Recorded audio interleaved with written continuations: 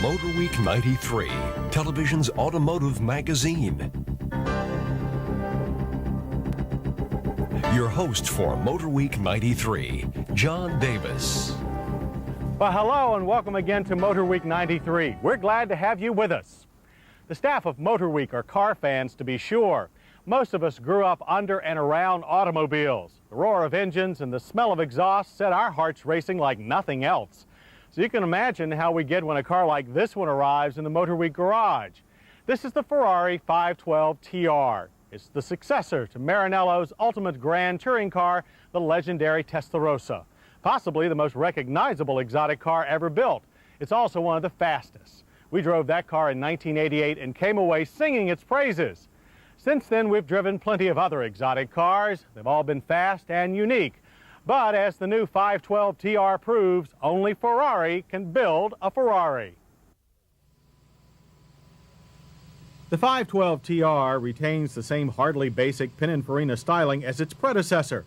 The look is still aggressive with that wide rear end and huge side fins, but it's smoother, less overstated now.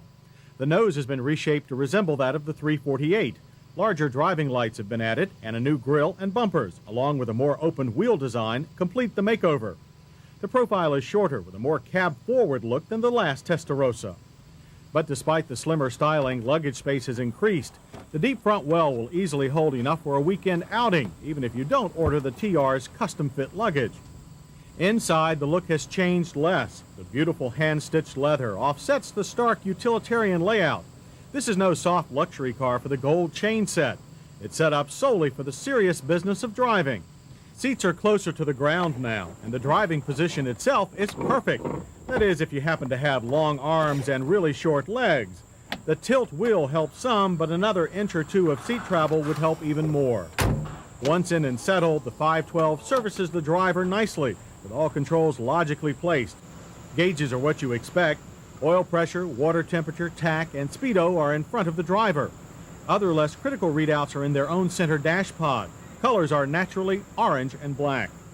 Climate controls are still located between the seats. The combination of buttons and rotary knobs is well marked, and we found the climate control's odd LED indicators easier to see. While Ferraris do not come standard with stereos, ours had one, hidden from prying eyes behind a panel, but quite a stretch for the driver. Underneath the car, changes are more significant. The suspension is reworked using lighter components. The chassis is also stiffer. Everything rides on 18-inch Pirelli P0 tires, and the drivetrain is mounted about an inch lower than before, resulting in a lower center of gravity. The engine remains a 5-liter flat 12 with characteristic Testarossa red valve cover, but horsepower has jumped 10% to 421.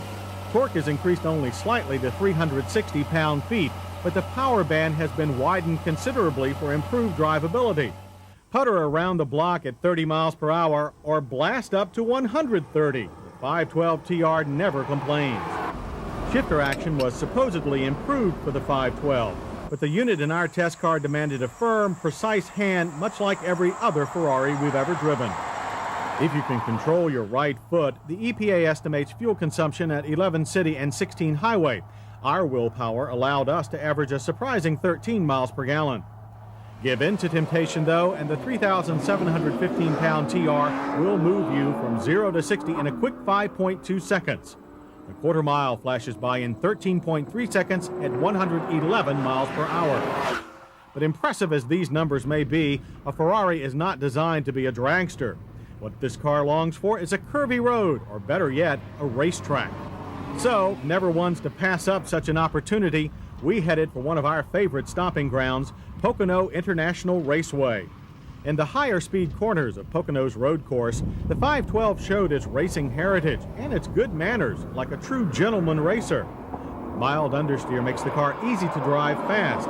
Cornering is flat and true. Just point the car, nail it, and go.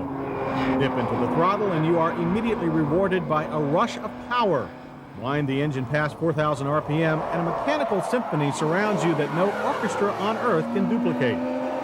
Braking chores are handled by a huge vented disc at all four corners, but without the aid of ABS. Fade was non-existent, and pedal feel was excellent, again better than our Testarossa test car of 4 years ago. Stops from 60 averaged a short 105 feet. And it's the incredible brakes that top our list of hits, followed by the updated styling, flexible drivetrain, and those wonderful engine sounds. Misses are few.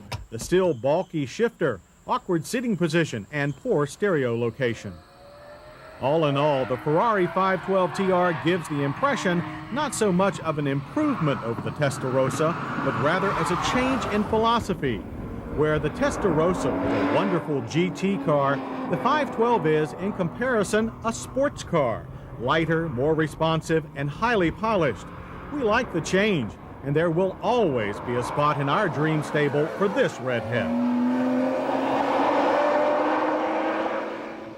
With the ride